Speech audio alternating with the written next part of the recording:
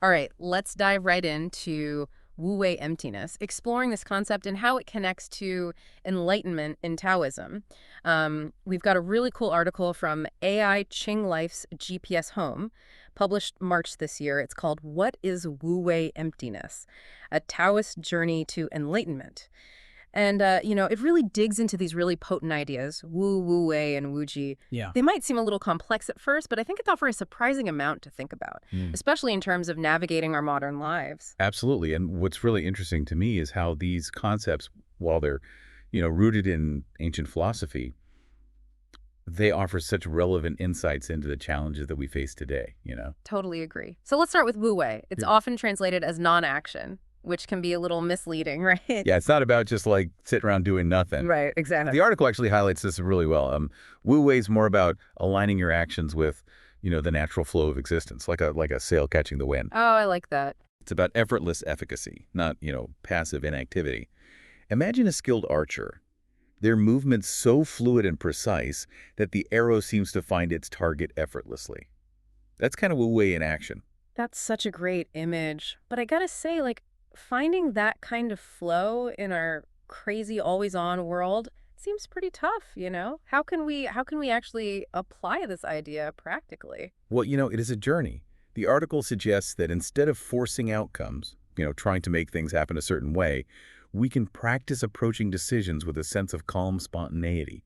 Instead of resisting what is, we can learn to trust the process of becoming. So, instead of struggling against the current, we're learning to kind of ride the waves. Exactly. It's about cultivating a deep trust in the natural order of things, knowing that when we align with it, we can achieve greater harmony and ease. That makes a lot of sense.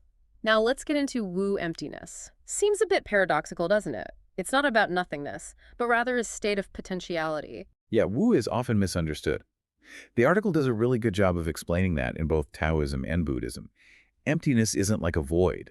It's more like a space brimming with possibilities. Think of it like the fertile ground from which everything grows. So it's about recognizing the potential that's inherent in everything. Exactly. Which brings us to a really interesting question. How can we embrace this idea of emptiness to find greater freedom and peace in our lives?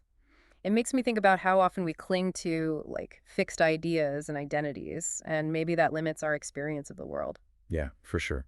When we can let go of those rigid attachments, we open ourselves up to a wider range of possibilities. Right, okay, that's starting to make sense. So we've got this idea of Wu Wei as aligning with the flow, and Wu as this potential within emptiness. Where does wuji fit in? Wuji's are really fascinating because it represents that ultimate state of potentiality, that boundless, undifferentiated state before anything is defined, like the cosmic soup from which all things emerge. So kind of like the Tao itself, the source of all creation. Yes, and what's so cool about this concept is that it challenges us to think beyond the limitations that we often, impose on ourselves. Like, what possibilities might open up when we let go of those self-imposed boundaries?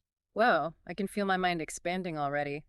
The article also mentioned these connections to Confucianism and Buddhism. How do these philosophies relate to Wu Wei and Wu? Well, that's where things get really interesting. Yeah. So, Wu Wei and Wu are definitely central to Taoism, but their influence extends beyond that. Confucianism, with its focus on ethical conduct and social harmony, and Buddhism, with its insights into the nature of reality and the path to enlightenment, they actually complement these Taoist concepts really well. So it sounds like they offer different perspectives on a similar truth. Yeah, I think that's a great way to put it. Each tradition sheds light on how to live in greater harmony with ourselves, with each other, and with the universe as a whole. So we're seeing this interconnectedness not just within these philosophical ideas, but across different traditions as well. Absolutely. And that interconnectedness, I think that's a key takeaway here. It's about recognizing the deep interweaving of all things, the flow of energy that connects us all. Yeah, I love that. But let's get down to brass tacks here. How do we actually live Wu Wei in our day-to-day lives? How can we make these abstract concepts more tangible and applicable? That's the million-dollar question, right? Luckily, the article offers some practical guidance. It suggests that Wu Wei in action involves cultivating mindfulness, acceptance, and flexible responses to challenges. So less about forcing a specific outcome and more about being present and adaptable to whatever arises. You got it. Instead of resisting the current, we learn to navigate it skillfully. making choices that are aligned with the natural flow of events.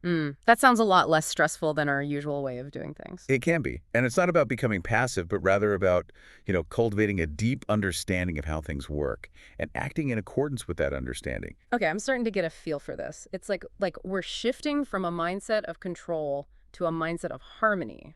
That's a great way to put it. It's about letting go of the need to force things and instead trusting the wisdom of the Tao to guide us. Yeah, I can definitely see the appeal of that. Now, I'm curious about the historical context of Wu Wei and Wu. The article mentioned the Tang Dynasty, right? Yeah, the Tang Dynasty was a period where these concepts really flourished, influencing everything from leadership and governance to art and personal development. They weren't just abstract philosophical ideas.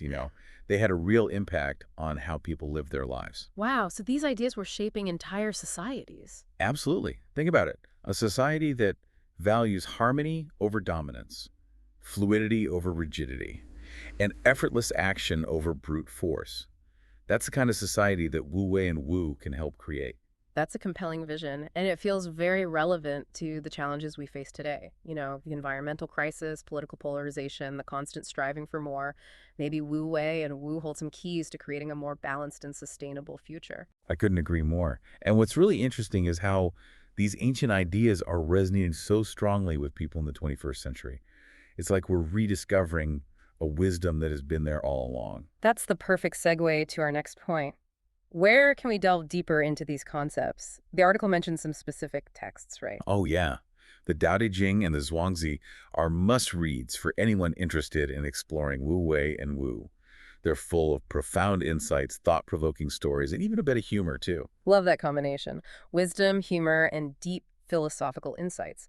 Now, before we jump into those texts, let's revisit this idea of achieving action through non-action. Seems like such a paradox. How do we reconcile this with our ingrained belief that we need to hustle and strive to get things done? It is a fascinating paradox, isn't it? And I think it's really key to understanding Wu Wei. Remember that line from the article? The most potent and effective actions are those performed in complete synchrony with the Tao. Right, that one really stuck with me. Yeah, it perfectly captures the essence of Wu Wei. Letting go of the ego-driven need to force things, and instead tapping into a deeper, more effortless way of being and doing. So it's like we're accessing a different kind of power, not the power of dominance, but the power of alignment. Exactly, and that's the beauty of these concepts. They invite us to think differently, to question our assumptions, and to explore new ways of being in the world. I feel like we've only just scratched the surface of these ideas, and there's so much more to uncover. We'll delve deeper into those essential texts after a short break. Stay tuned as we continue to unpack Wu Wei emptiness. Welcome back to our deep dive into Wu Wei emptiness. I'm still thinking about that idea of effortless efficacy. It's like we're kind of rewiring our understanding of what it means to be effective in the world. It is a profound shift in perspective, and I think the article really does a good job of showing how Wu Wei can actually be a more potent way of operating in the world. It's not about passivity, it's about a deeper understanding of how to work with the natural flow of things, rather than against it. Right, and that's where the idea of right action comes in. It's not about, doing nothing. It's about making choices that are aligned with the Tao. Absolutely, and that's where the concept of Wu, emptiness, becomes so crucial. It's not about a lack of something, but rather, a state of pure potentiality. Yeah, I'm starting to grasp this idea of emptiness as this fertile ground for possibilities, but I'm still kind of wrestling with how it translates into practical action. Like, how does recognizing this emptiness actually help us to live Wu Wei? Well, think about it this way.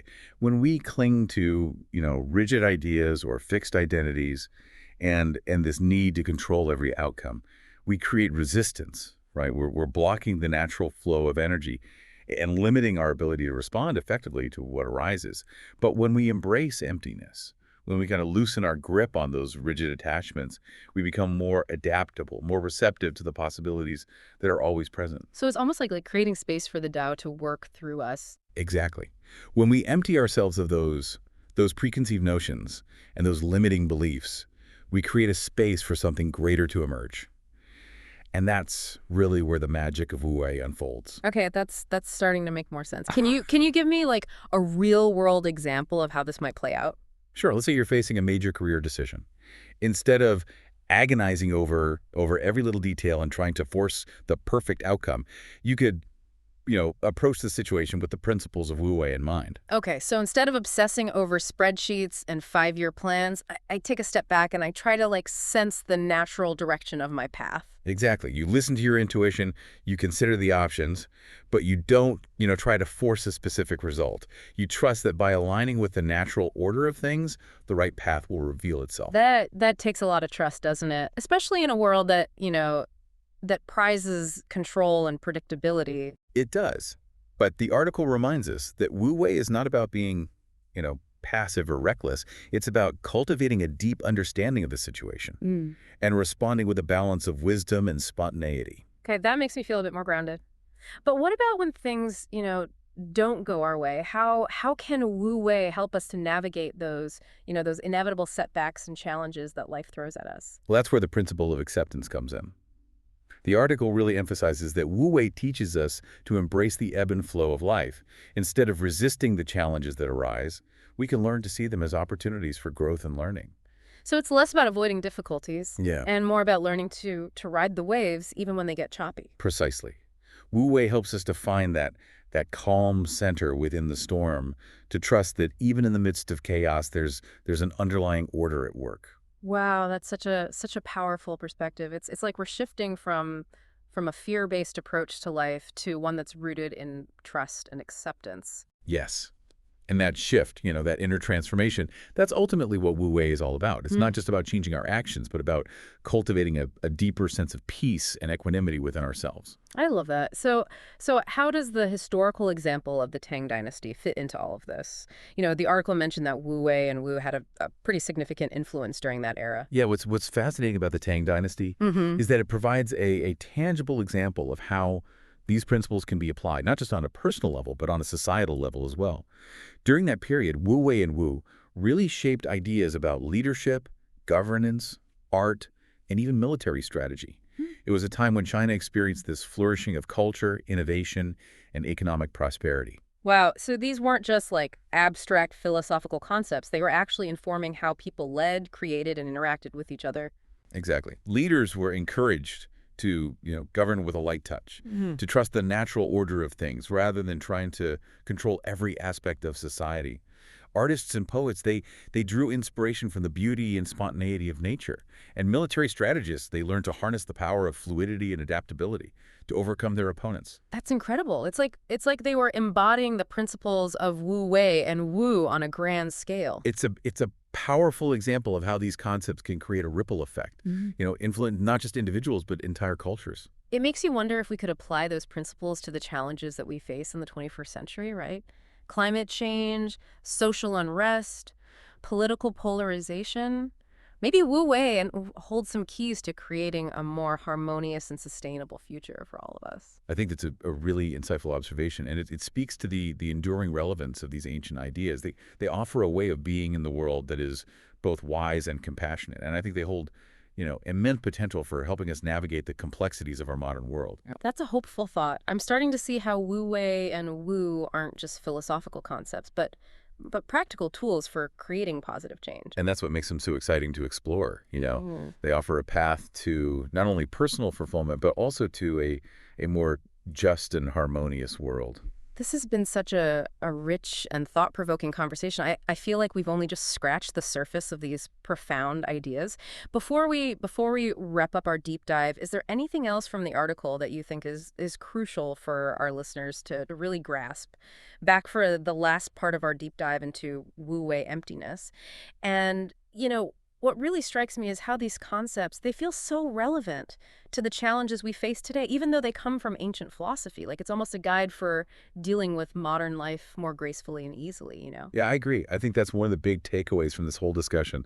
The wisdom of Wu Wei and Wu is timeless. They give us principles to live more fulfilling and meaningful lives no matter what time period we're in. One thing I've been wondering about, though, our modern culture often seems to go against these principles, right?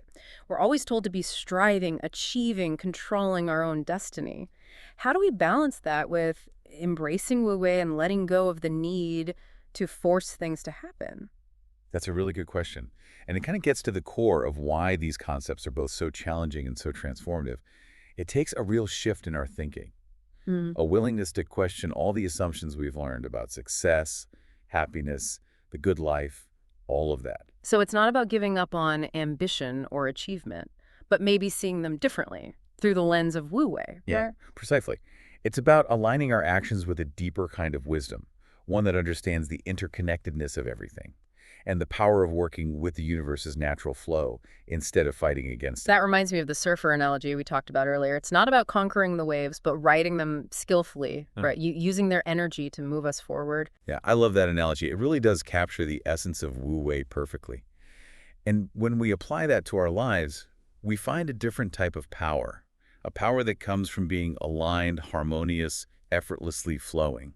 It's almost like we're tapping into this energy source that's always there, but we often block it with our striving and resisting. I think you've got it. Yeah. When we let go of trying to control everything, Yeah. when we surrender to the Tao's wisdom, that's when we open ourselves up to a power that's much bigger than anything we can do on our own.